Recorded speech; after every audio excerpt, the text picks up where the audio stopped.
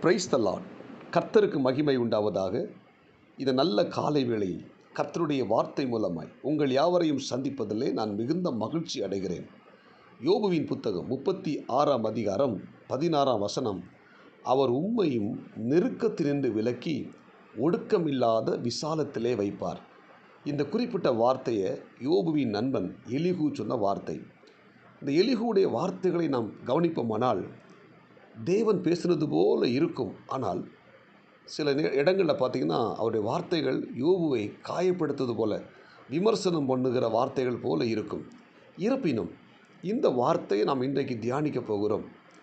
இந்த குறிப்பிட்ட வேத வசனத்தில் அந்த யோபுடைய நெருக்கங்கள் ஒரு பெரிய விசாலத்தில் உங்களை கொண்டு போய் தேவன் வைப்பார் என்று சொல்லி அந்த யோபுவை உற்சாகப்படுத்தி இந்த எலிகூ சொல்லுகிறார்.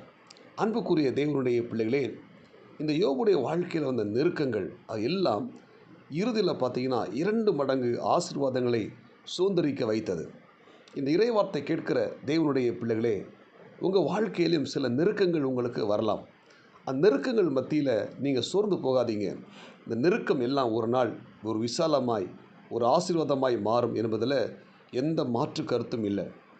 எனவே இந்த அதிகாலை நேரத்தில் இறைவார்த்தை கேட்கிற தேவனுடைய பிள்ளைகளே, நம்முடைய வாழ்க்கையில் வந்திருக்கிற நெருக்கங்கள் எல்லாம் நம்முடைய உயர்வுக்காகவே தேவன் நம்முடைய வாழ்க்கையில் அனுமதிக்கிறார் என்பதை நாம் புரிந்து கொள்ள வேண்டும். இன்றைக்கி பார்த்திங்கன்னா நம்முடைய வாழ்க்கையில் எப்படியெல்லாம் நெருக்கம் வருகிறது என்பதை நாம் வேகமாய் தியானிக்க போகிறோம். முதலாவது பார்த்திங்கன்னா, தனக்குத்தானே சில சமயம் நம்ம நெருக்கத்தை ஏற்படுத்தி விடுகிறோம். அதுக்கு நல்ல உதாரணம் யாருன்னா யோனா. இந்த யோனா கர்த்தருடைய வார்த்தைக்கு கீழ்ப்படியாமல் அவர் நினிவேக்கு போய் கர்த்தருடைய வார்த்தை சொல்ல வேண்டும். அங்கே போகாமல் இவர் தர்சீசுக்கு போய்விட்டார். அதனால் தனிப்பட்ட தன்னுடைய வாழ்க்கையில் அவர் எடுத்த சில முடிவுகளால் தேவனுடைய வார்த்தை கீழ்ப்படியாதனால நெருக்கத்தை அவர் அனுபவித்தார். நமக்கு தெரியும், இந்த யோனாவை மீன் விழுங்கினது. அந்த மீன் வயிற்றிலிருந்து இந்த யோனா வேண்டுதல் பண்ணுகிறார். ஆண்டவரே, நெருக்கம் என்னை விட்டு நீங்கணும் என்று சொல்லி வேண்டுதல் பண்ணும்போது தேவன் அந்த மீனுக்கு கட்டளையிடுகிறார். அந்த மீன் அவரை கரையில் கொண்டு கக்கி விட்டது.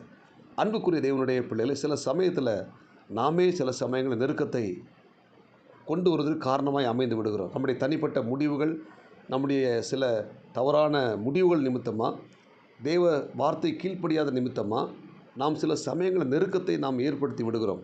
எனவே இந்த நெருக்கம் நம்மை விட்டு நீங்க தேவன் நமக்கு கிருபை தருவாராக. 2வது பார்த்திங்கன்னா, எதிரிகள் நமக்கு நெருக்கத்தை ஏற்படுத்துவார்கள். அதுக்கு நல்ல உதாரணம் தாவீது சிக்லாக் பட்டணத்துக்கு வரும்போது அமலேக்கியர்கள் என்ன செஞ்சிட்டாங்க, தாவீதுடைய மனைவி, பிள்ளைகள் எல்லாரையும் அவங்க